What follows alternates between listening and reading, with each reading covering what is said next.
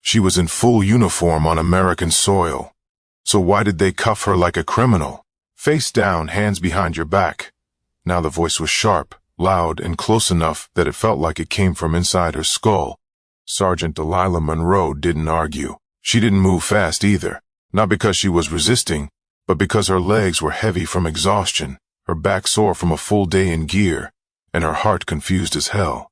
She was already kneeling on the cold tile floor of a quick trip in Topeka, Kansas, a place she'd only stopped at to grab water and gas on the way home from base. Her boots left a faint trail of dirt behind her from walking through the training field all day. Her uniform was dusty, but still crisp. Her nameplate read Monroe. The American flag on her right sleeve was clear as day. The army patch just above her heart was impossible to miss. Still, the officer didn't care. He yanked her arms behind her back. Cold metal snapped against her wrists. "Why am I being handcuffed?" she asked, calm, low, controlled. The officer didn't answer.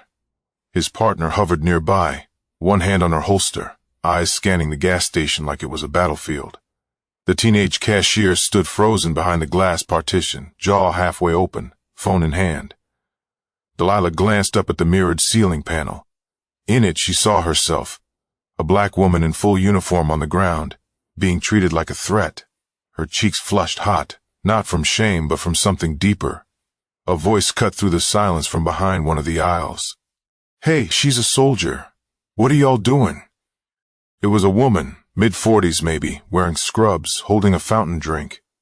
She looked back and forth between the officers and Delilah. "She literally has a uniform on. Are you serious right now?" The officer stiffened. "Ma'am, stay back." Delilah said nothing. She wasn't about to raise her voice. She wasn't about to resist. That's how things get worse. She'd seen it happen to others, good people, respectful people who got pushed too far. Not today. Not her. She kept her voice even. "My military ID is in my front left pocket. You can take it out." The officer didn't reach for it. He just stared down at her as if she'd said something in a foreign language. For a second, she thought maybe he hadn't heard her, but he had. She closed her eyes and exhaled. This was happening for real in daylight and uniform in America. But what happened next? That's what nobody in that gas station, officer, bystander, or teenager with a camera saw coming. 2 hours earlier, Delilah Monroe had been rolling southbound on ID-70. Windows cracked, boots off, music low. Her fingers tapped the steering wheel as an old Alicia Keys song played from her phone. It was just past 5 p.m. on a Sunday. Traffic was light. She was tired, but good tired. The kind that came after doing real work with people you trusted. Her hair was pulled into a tight bun under her patrol cap. Her camo uniform smelled faintly like sweat and dry grass. It had been a long day of drills, logistics checks, and gear inventory back at Fort Riley, about 40 minutes north. She'd been with her unit since early morning, 14 hours straight. She didn't complain once. She never did. What she did want was a bottle of water and a full tank of gas before heading home. Nothing fancy. So when she spotted the red and white glow of a quick trip sign just off the Fairlawn Road exit, she pulled in. It was a clean station. Bright lights, fresh coffee, 2 cars at the pumps. Nothing unusual. No reason for her guard to go up. She stepped out of her dusty SUV, stretched, and slid her card into the pump. "Prepaid only," the screen said. She sighed. Her debit card had the chip glitch again. It wasn't the first time. With a shrug, she walked toward the entrance, head down, keys in hand. Inside, the air conditioning hit her like a wall. She blinked. The place was quiet. No music, no chatter, just the soft clink of a slushy machine in the corner. The cashier stood behind a counter with fingerprint-smudged glass. He looked to be in his 50s, pale, tired, gray mustache, glasses that slid too far down his nose. He didn't say hi, didn't smile. He just stared. Delilah gave a polite nod, walked to the cooler, grabbed a water, and headed to the counter. "Pump 3 in this," she said, placing the bottle down. She fished in her pocket for her card. The man's eyes never left her uniform. He glanced at her boots, then her nameplate, then back to her face. He looked uncomfortable, like he was trying to figure something out, but didn't want to ask. "You active duty?" he asked, voice low, almost like he didn't want anyone else to hear. "Yeah, Out of Fort Riley. He didn't respond, just ran the bottle over the scanner and gave her the total. She inserted her card, declined. Of course, chip glitch. I'll swipe, she said, reaching for the stripe. He watched her hands like she was disarming a bomb. She felt it. That shift, the kind you can't always name, but always recognize. His stare wasn't casual. It was calculating. Oh, say you active duty? He repeated. Delilah didn't like repeating herself, but she kept it cool. Yes, sir. Logistics Officer Sergeant Monroe. Still nothing. He just nodded slowly like he didn't believe her. She took her receipt, nodded again, and started to walk back outside.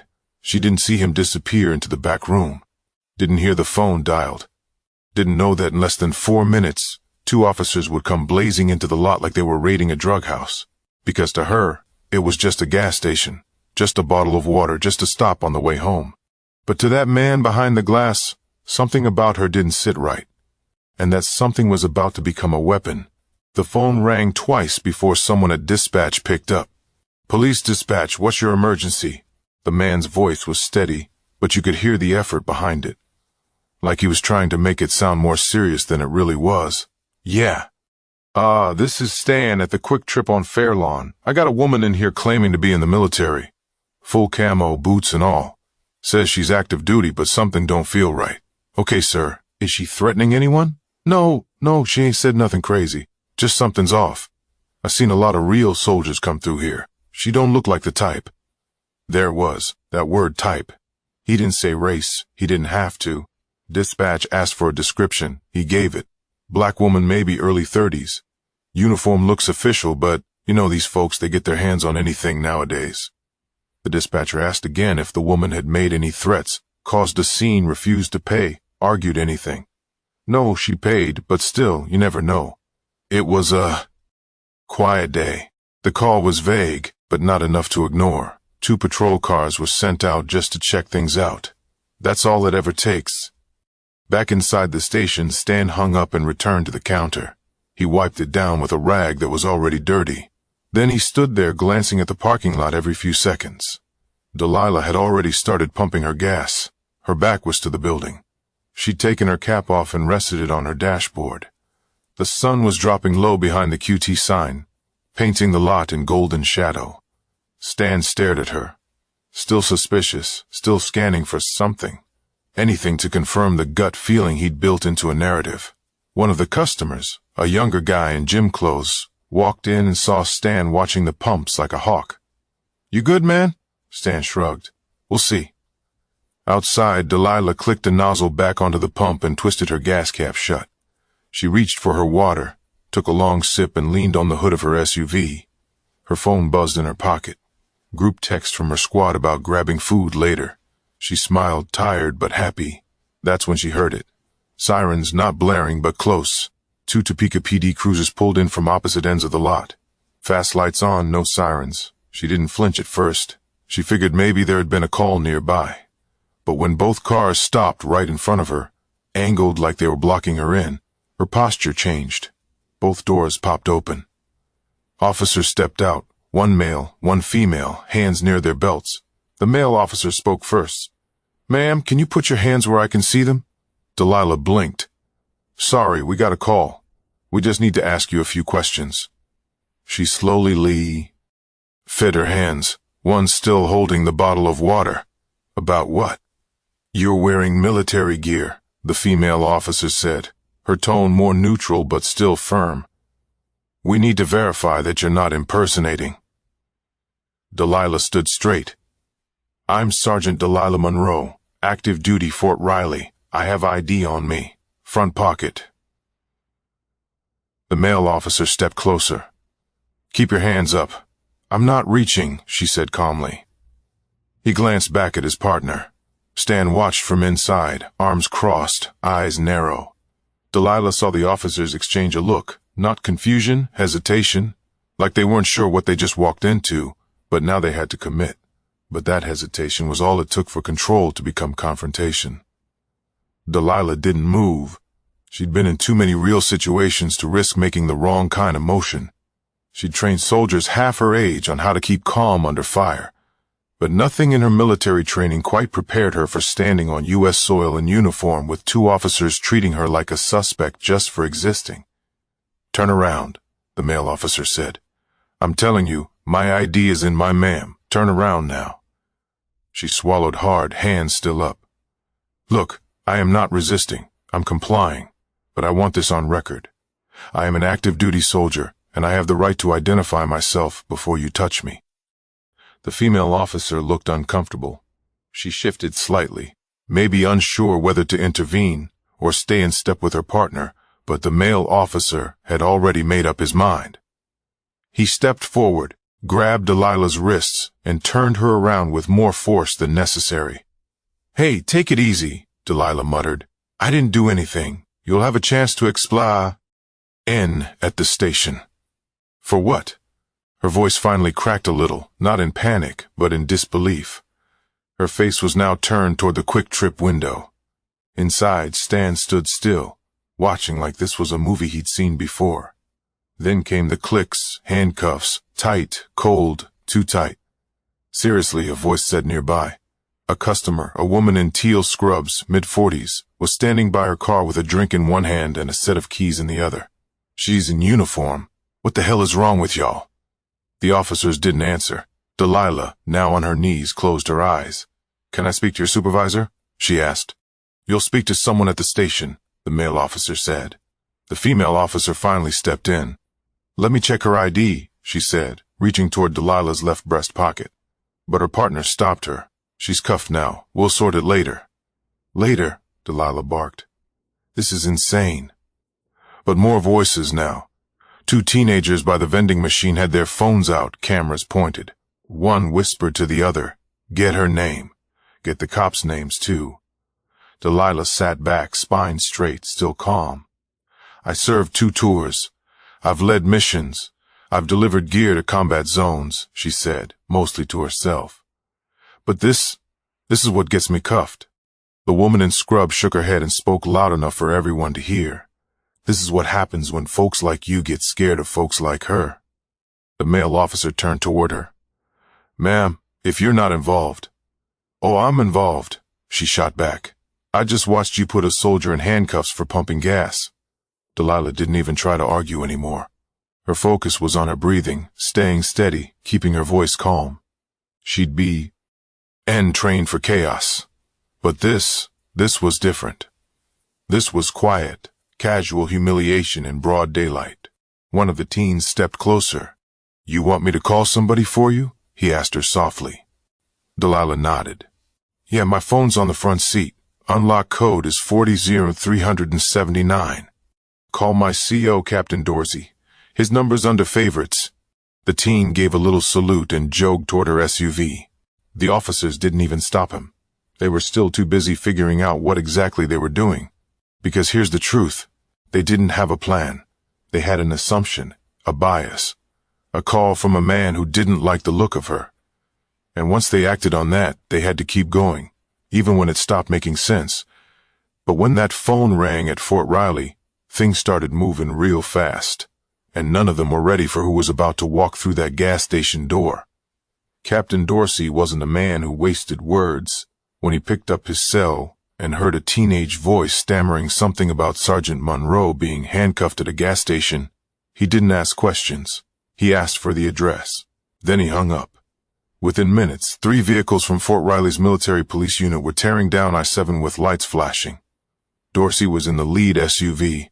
No sirens, just urgency, the kind that doesn't need to be loud. Back at the station, Delilah sat handcuffed on the floor inside the quick trip, her back pressed against the soda machine. Her water bottle lay on its side, slowly leaking across the floor. No one had offered to pick it up. The teens were still filming. The woman in scrubs hadn't left. A man in a suit who had just walked in for a pack of gum stood frozen, staring at the scene like he couldn't quite believe it. The female officer finally knelt beside Delilah and pulled out her military ID. She stared at it, read it again, then looked up at her partner. She's legit." The male officer didn't say anything, just clenched his jaw. Delilah didn't even bother looking at him. She stared at the ceiling, shaking her head slowly. I told you that 15 minutes ago. You don't got to say nothing else, ma'am, said the woman in scrubs. It's all on camera. Right then, the doors opened. 3 men walked in, uniforms pressed, eyes locked in. 2 MPs, one in plain clothes. Behind them, Captain Dorsey stepped through. Sergeant Monroe? He asked, voice deep, calm, steady. Delilah lifted her head. Sir, what the hell is going on here? The room fell silent. The male officer opened his mouth to speak, but Dorsey held up one finger. No, don't explain to me. Uncuff her now. The silence deepened. Sir, we had a report. The male officer tried. You had a report. She had a uniform. She gave you ID. You put her in cuffs anyway. Delilah rubbed her wrists as the cuffs were finally removed. The skin underneath was already red. Dorsey stepped toward her. You all right, Sergeant? I will be. Thanks for coming. He nodded, then turned to the 2 officers. You'll be hearing from Jag. Count on it. The older officer finally snapped. Look, we were just doing our job. No, you weren't, Dorsey said, voice ice cold. You were playing judge, jury, and uniform inspector based on a phone call from a gas station clerk who didn't like the look of a black soldier in camo. Nobody spoke. The teens were still filming. The video, already being shared in real time, had passed 12,000 views by then. It hadn't even hit Twitter yet. Dorsey looked around one last time. Let's go, Sergeant. Delilah didn't even look back as they left, but outside, her face told the story. Anger, exhaustion, and something worse, recognition. Because this wasn't new. It was just the first time it happened in uniform. By the time Delilah got back to her SUV, the teenager who made the call had already uploaded the video to TikTok with the caption. She showed them her ID. They cuffed her anyway. This ain't right. That clip, it hit 100,000 views in less than an hour. 10 minutes after that, it made it to Twitter. Retweeted by a local news reporter who added, This is Sergeant Delilah Monroe. Active duty. Arrested in uniform. Gas station in Topeka. Because someone felt off. The woman in scrubs, her name was Gloria Chambers, an RN from the local hospital, did her own post, just a picture, Delilah on the ground in cuffs, with the caption, This is what being black in America looks like, even when you're in uniform. By 9 p.m., hashtags were trending, Sergeant Monroe, how protect black women in uniform. And still back inside the gas station, the shift had changed. A younger cashier was now behind the counter. Stan was gone. Word was he clocked out early after someone from corporate called his cell. The officers, they were nowhere in sight. Their cars were quietly pulled from the scene by a 3rd unit. One was spotted back at the precinct pacing in the break room. The other one sat in his cruiser, scrolling through the comments under the video, each one sharper than the last. This is what racism looks like. Fire them both. Imagine doing this to a white Marine in uniform. Sue them. Sue the city. Sue the gas station. At the local diner across the street, the regulars were split. One man sipped his coffee and said, Well, we don't know the whole story. But the waitress, a short black woman named Ariel, shook her head. We know enough. She said who she was, showed her ID. That should have been the end of it. Another patron chimed in. And if she had raised her voice, if she'd moved wrong, that story ends way different. Back at her apartment, Delilah sat on the couch in silence, her boots still on, her wrists still stung. She hadn't even turned on the lights. She scrolled through the posts slowly, her name everywhere, her face everywhere. Her dignity now public record. She didn't cry. She didn't post. She didn't say a word. Captain Dorsey had called earlier, told her the brass was already handling things. Told her he was proud of how she held herself, told her to rest. But rest didn't come easy, not when your name is a trending topic for surviving something you never should have gone through in the first place. But the momentum was building. Public pressure had started something, and come morning, the people responsible weren't going to be able to hide behind silence anymore. By 8 a.m. the next morning, the mayor of Topeka had already issued a statement. It was cautious, legal, full of phrases like currently under review, and we take these matters seriously. But the people weren't buying it. A protest had already started forming in front of the Topeka Police Department. Not massive, maybe 40 or 50 people, but growing by the hour. They weren't chanting. Not yet. Just standing, signs in hand, faces tired but focused. One read, "Would you cuff her if she looked like your doll? Ate her?" Another, "Real soldiers don't need to prove themselves. Racists do." At the precinct, things moved faster than usual. Internal Affairs opened a formal investigation by noon. The officers involved, Officer Clay Benson and Officer Rhonda McNeely, were placed on administrative leave.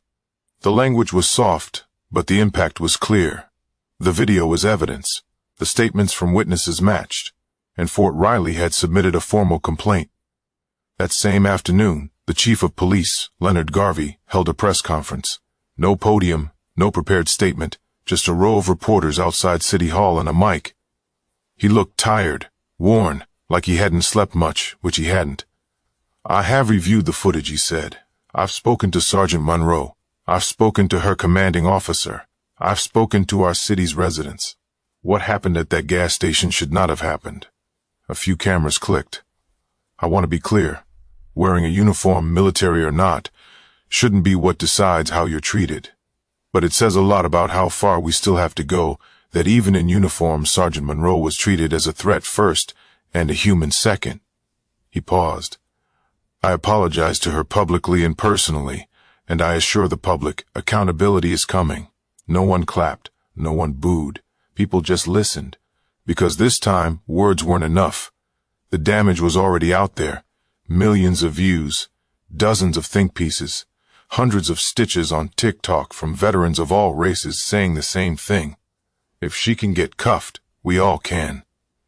Stan, the gas station clerk, had already been removed from his position by corporate. A company rep issued a quick statement online saying they do not condone bias or discriminatory behavior in any form. But folks dug deeper. Someone found Stan's old Facebook posts. Let's just say his record wasn't clean. Meanwhile, Delilah stayed silent. No interviews, no social media posts, no press appearances. She went back to work like she always did, head high, voice steady, sleeves rolled.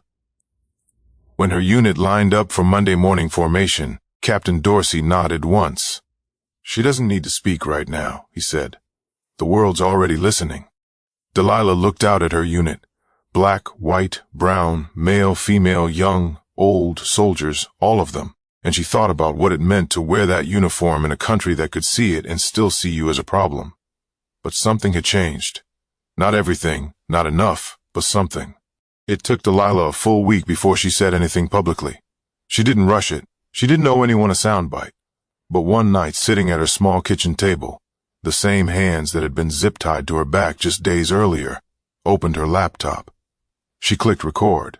No makeup, no uniform, just a plain t-shirt and the same calm, steady voice she'd used in training, in convoys, in deployments, and unfortunately in handcuffs. "I didn't want to make this video," she began, "but I think I have to." The video wasn't long, maybe 6 minutes. She explained what happened, the stop, the call, the cuffs. She didn't beg for sympathy. She didn't sound angry. She sounded tired. "I've served this country for 12 years. I have never once been arrested, never once had to prove I belong somewhere, until I was in uniform, in my own country at a gas station getting a bottle of water." She paused, took a breath. "I don't want to be a hashtag. I don't want my name trending. I don't want applause. What I want is for people to stop assuming they know who someone is based on how they look. Because if I'm a threat in a uniform, what does that make me without it?" She didn't mention the officers by name, didn't curse, didn't shout. She just told the truth. I wasn't hurt physically, but something did break. That little layer of belief that maybe, just maybe, the work I do, the uniform I wear, the flag I salute, might be enough to protect me from being profiled. Turns out it isn't. Not always. Her words hit harder than any press release or angry tweet. By morning, the video had been viewed over 4 million times. Veterans across the country stitched it, adding their own experiences. A retired Marine said, "She kept her cool better than I would have." A Navy officer wrote, "This isn't a black issue. This is an accountability issue. Teachers showed the video in classrooms. Local politicians referenced it in speeches. Even a few police officers shared it anonymously with the caption, "We need to do better, and we know it." Delilah didn't do interviews. She didn't need to. She went back to work quietly, proudly, still serving, still believing in the country even if parts of it hadn't believed in her, because that's who she was. Not a victim, not a symbol, a soldier, a woman, a human being. But here's the thing. Delilah shouldn't have to wear a uniform to be respected. No one should. And until that changes, stories like hers will keep happening. So ask yourself this. If respect depends on the outfit someone wears, was it ever really respect at all? If you believe in fairness, in dignity, and in holding P.O., plea accountable, don't just watch, speak up, share her story, challenge assumptions. Because change doesn't start with policies, it starts with people. People like you,